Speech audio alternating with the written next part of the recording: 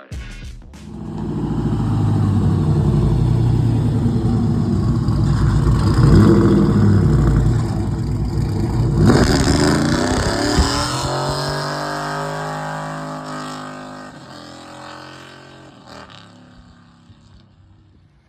Finally, right turn garage is done.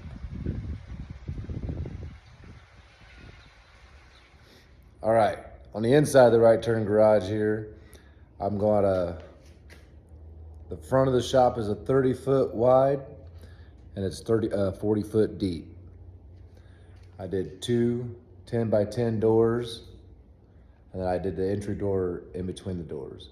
The reason why I did that is because my ground in the back slants down real far, so they had to raise it up, and I didn't want to have to do like stairs or something over here and a door on the side, and I just prefer to keep it all in the front. I like it that way. And then I did the 14-foot ceilings, so I have all the height I need for a 4-post car lift. So the trusses are 4 foot off center. They usually do them by 5 foot off center, but I went ahead and did them a little closer with 4 foot off centers. So there's a lot I got left to do in here, but I did get my panel box done. I've been wiring everything up myself. So I've got this amp going off of like 10 plugs to the left, and this one goes off the 7 plugs on the right. This for my lights. This is the next one I'm gonna have to do later, and then that's my 220 for my air compressor there. So I've wired most all this up myself. I've got a lot more to do. It's not real, I mean, I could really do a little bit better tightening up. I'm gonna probably put some more staples in to hold them all down, but it's kind of got it going real fast. I think I got like a total of 20 plugs wired up, and one of those 20s, one of those 20 plugs is the air compressor. So I got it hooked up to a 220 down here. I got all it hooked up and ready to go. It all works good, just fine. Then you come around here and so I put a plug in, 2 on each pole on the back side. So both these 2 poles have 2 plug-ins, USBs. I got a couple over here, and then I got a couple back there on that one. And then the same thing over there, I got 2 over there behind the green box. And then after that, I think it goes, it just goes single boxes from there on out. I kind of overloaded plugins right now over here with the TV, sound bar, the subwoofer and all that. It sounds pretty good. It's got great TV quality out here. I actually watched a couple movies out here already. I enjoy it. Got my Vice Grip Garage light up sign. There's my burnout contest that I won over in the C10 Nationals. Got it hung up. Another Vice Grip 1776 flag. Got the Black Widow mufflers that are on the C10 Elderbrock.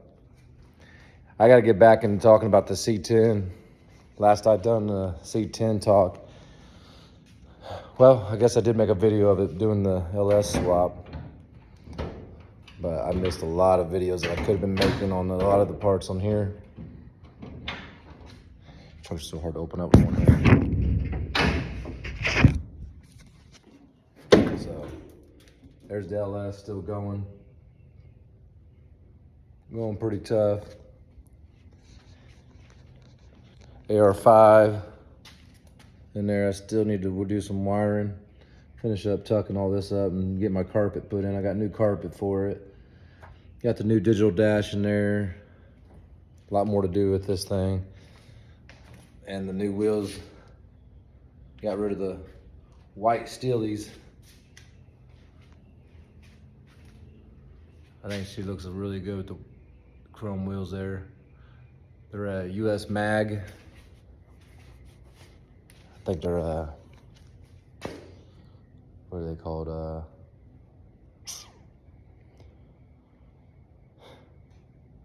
Blanking on what the brand of what the model of the wheels are. I got my buddy's car in here. Grand National. They're pretty hot these days. And then one I haven't really had on YouTube at all. My 57 Bel Air. So that's pretty much inside the shop. There's a lot to do in here. This is a dream come true. I've been dying to have a shop, something I could just call my own spot for multiple vehicles. I've usually only had like one vehicle fit in the garage ever. To have 3 in here, like it ain't nothing, with plenty of room. 30 by 40 is a good size. I wish I could have went bigger. I couldn't go no more that way because of my property line has to be 20 feet from the property line.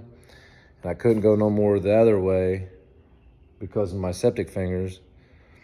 And so that's why that restricted me to 30 feet. I wanted to go 40 and then 30 feet deep or even deeper, but I did go 40 deep. But you can see back here, my wife's farm animals.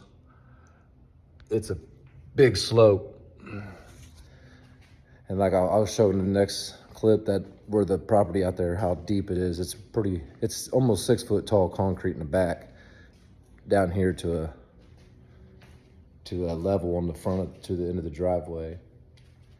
And you can see we put a slope on the driveway so I could keep the water and stuff out. As for the lights over here, I went ahead and wired these 2 switches straight to the power box. Then I ran from the switches to control that plug-in right there and that plug-in right there. And for the moment, I plan on doing plug-ins all across the top where the lights are. So doing a plug-in there, plug-in there, plug-in there, plug-in there. I kind of did like a temporary thing, I guess you'd say. So I've got the extension cords off Amazon that has a plug-in. So the extension cord overall is 50 feet long with 6 plug-ins in it. And every 8 foot, which was exactly where I had planned on doing a light. So a light here, and then about 8 foot over was another light, 8 foot over, 8 foot over, 8 foot over. So I have an extra plug-in, and I have extra length to get there. So for now it works. I got them hanging. Bought some these cables from Amazon. I bought these lights off Amazon, and these are those UFO lights. And man, it's really bright in here. This is during the day right now, and at night it just lights up the whole entire yard out the windows and everything. I still want to get some blinds. Still going to be looking at that, but a little bit at a time. I'm going to start getting it together. I think I've only had the shop up maybe a month. So for a month being up, that's pretty good. The concrete's been in maybe 2.5 months, 3 months. I had just broke the 28 days right before they started building the shop. I want to say it was probably 45 days after the concrete they started building the shop. Concrete's not cheap. I did concrete separate, and then I did the shop was done by a company here in local, Summertown Metals. A lot of people probably heard of them because they're all over the place now doing stuff, but they're just about 30 minutes out from where I live. The concrete was done by ABAC. I think that's how you say it. It's ABAC. Another company that's right out there in Summertown, Tennessee. Concrete was like $29,000. The shop with the 5 windows, the 2 10x10s and a walk-in door, 14-foot ceilings, like I said, and 30 by 40, 30 wide, 40 deep, all wood. I decided not to do the metal trusses because I wanted to be able to maybe put a ceiling in later and maybe do some blow insulation. But the shop alone was like $28,000 with everything I had included on here. Electrical, I probably got just on the wire and everything, probably $1,000. And so I've been working a lot of overtime to get all this set up. I'm gonna start slowing down now, but I'll go over the Bel Air a little bit. I've had it for a little over a year. She's a 57. She's a decent runner. She's not perfect, but We call her Annabelle. That was the name of the car when I got her, so I just kept her name Annabelle. But nice small block 350. It's got air conditioning. You know, it's got power steering. Still got some old radiator. I got so many new parts. I got like a new radiator. I got a complete wire harness from head to toe upgraded kit. I got 2 stereos over here to put in, one for the C10, one for the Bel Air. I got a complete front disc brake swap, brake lines, rotors, spindles, 2-inch drop spindles, all that from CPP. Even got some new manifolds for the Bel Air.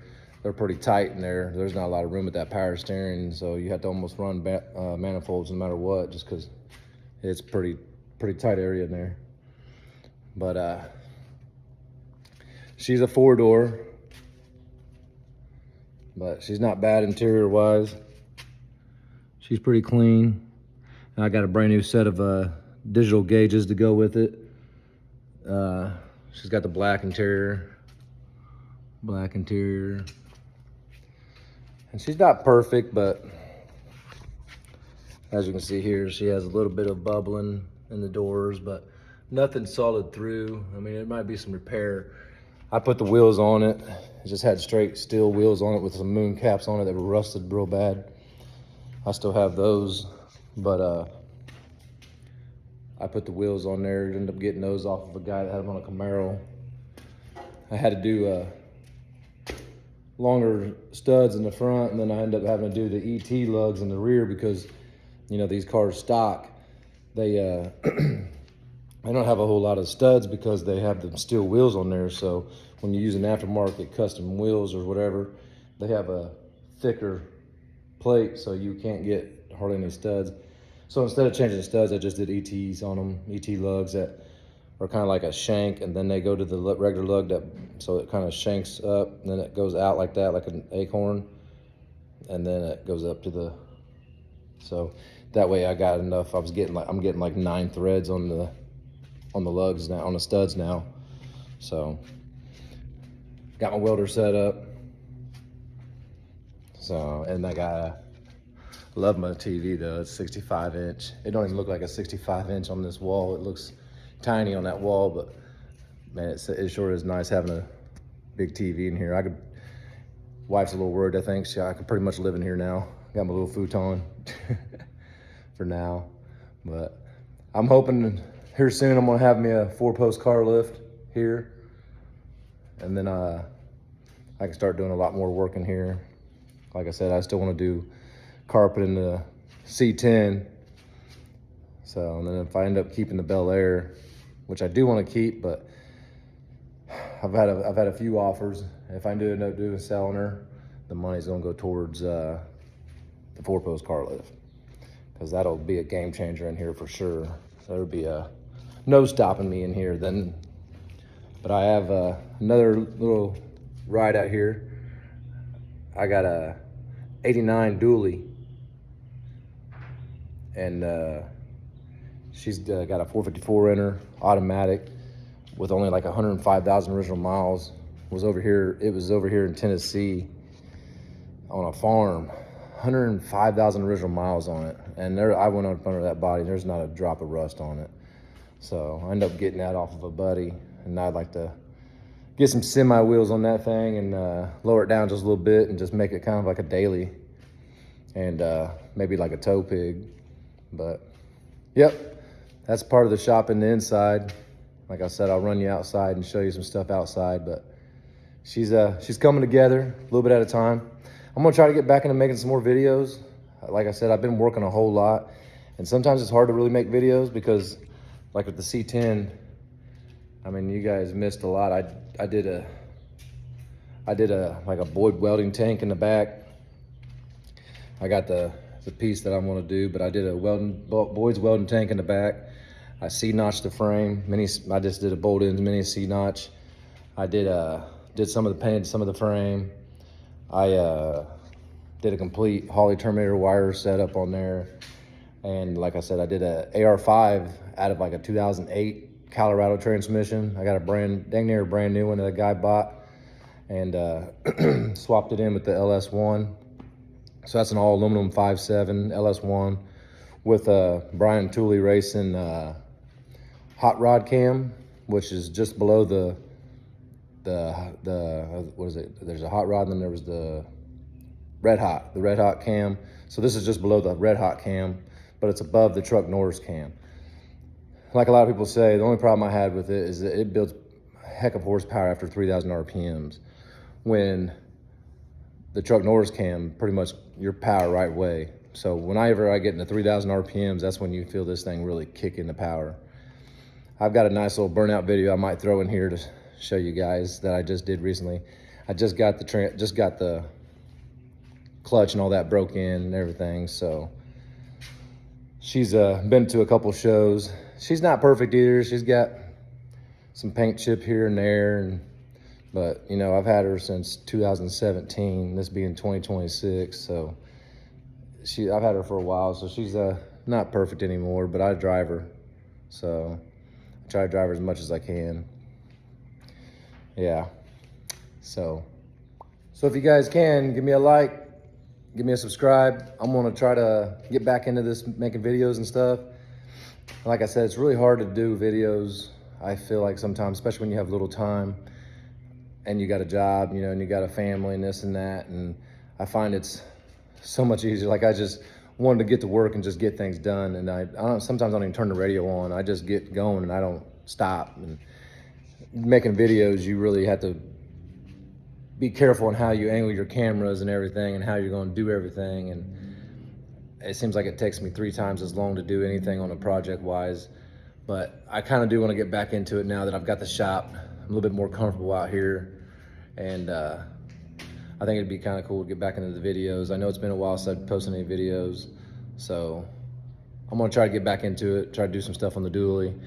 And if I still have the Bel Air, I'm going to start doing some more with the Bel Air. Definitely got tons of parts for the Bel Air. So out here on the shop, you can see they raised it up so the water can't go into the shop. It's hard to tell in the video or pictures, but that goes up pretty high on the driveway up there. So right there was my current garage that I've been working out of. And then, like I said, you can see the slope there, then you can see it goes up. That's why I didn't want to put a door on the side. I just figured it'd be a pain in the butt to have stairs and all that. And I prefer to have the walk-in entry in the front, kind of like a real shop or whatever, like a real place. And then it slopes down back there in the back. So it's a pretty big slope. Then there's where my power goes in, coming to the house. I ran 60 amps inside, so from what I talked to everybody, it says it ought to be plenty of power to keep everything going. If I'm running 220s, I might have an issue, but I don't think I'll be doing that very often. Put my new gutters in because I was having, you can see where the drain from the storm we had was making some holes there, so I need to get some more foundation. I want to get some more dirt and build up on the top here and try to grow some grass. And then you can see right here, this is the back of the shop, and it's right where the animals are. Midnight, say hi. Say hi. Say hi. Nope. There's Waffles, the donkey, mini donkey. That's Buttercup. And I said Midnight. Over there's Snow, scratching her side. And then Mama, she's getting old. We got Minnie way back there in the back by the chickens, hanging out in the shade. So anyways, so I'm right at 6 foot tall. So it's almost 6 foot tall. Since I've been building up dirt, it was a lot deeper over here. So I think the actual measurement was right at 6 foot to get this put in. So then you can see over here the rest of the yard. Like I said, I had septic fingers coming in here all the way right up to the shop. So I'll try to post some pictures in the video to give it some. It's hard to really get the size of this thing. It's a pretty big shop. It is definitely a lot bigger than I thought. Definitely glad I went with the gutters. I didn't know about that. It looks like he's landed on track. It's something we have never done before, and it is way more cost effective than paint. But before we can send it off to a wrap shop, we've got to get started on the prep work because there is a lot.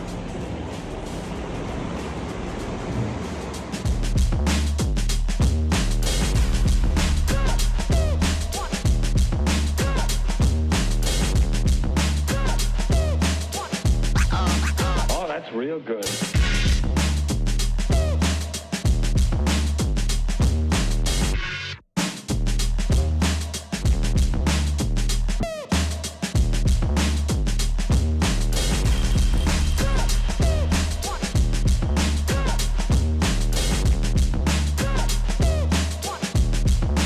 You've got to get a hold of yourself.